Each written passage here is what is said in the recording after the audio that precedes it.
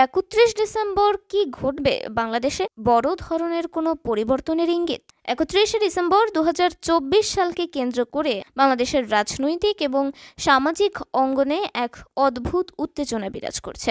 31 December, now or never. শনিবার সন্ধ্যার পর থেকেই হঠাৎ ফেসবুকে এমন স্ট্যাটাস ছড়িয়ে পড়ে। বৈষম্য বিরোধী ছাত্র আন্দোলনের শীর্ষ নেতাদের অনেকেই এমন পোস্ট দেন। একই সময় ফেসবুকে এমন পোস্ট দিয়েছেন সরকারের উপদেষ্টা আসিফ মাহমুদও। সেই পোস্টে তিনি লেখেন, প্রোক্লেমেশন অফ জুলাই রেভলিউশন। এর ঠিক কিছু আগেই আর এক পোস্টে তিনি লেখেন, কমরেডস, নাও অর নেভার, অর্থাৎ এখন না হলে কখনোই না।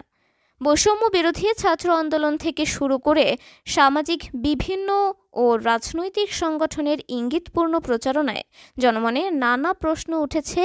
৩১ ডিসেম্বর আসলে কি হচ্ছে?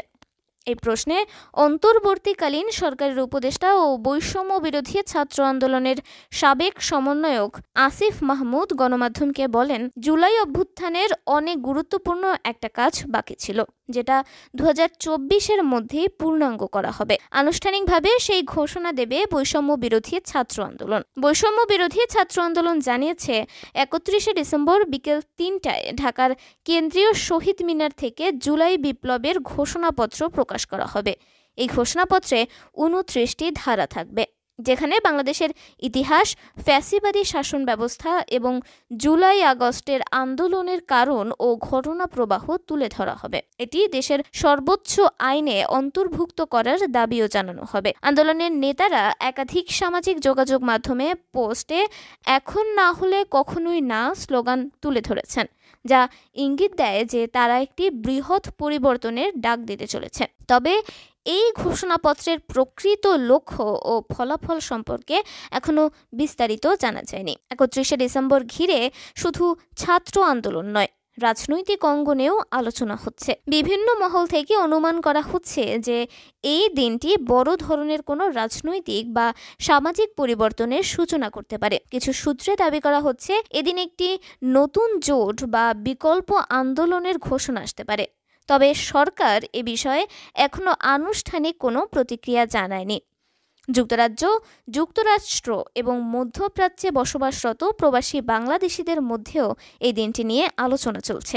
সামাজিক যোগাযোগ মাধ্যমে প্রচারণা এবং আলোচনা থেকে প্রবাসীরা ধারণা করেছেন, ৩১ ডিসেম্বর বাংলাদেশের ভবিষ্যতের জন্য একটি গুরুত্বপূর্ণ দিন হতে পারে। বিভিন্ন গণমাধ্যম ইতিমধ্যেই ৩১ ডিসেম্বরকে ঘিরে বিশেষ প্রতিবেদন প্রকাশ করতে শুরু করেছে। সাধারণ মানুষও কৌতূহল নিয়ে অপেক্ষা করছে কি ঘটতে চলেছে। কেউ কেউ একে সাধারণ রাজনৈতিক পদক্ষেপ মনে করছেন, আবার অনেকে এটিকে দেশের ভবিষ্যতের জন্য একটি গুরুত্বপূর্ণ মুহূর্ত হিসেবে দেখেছেন।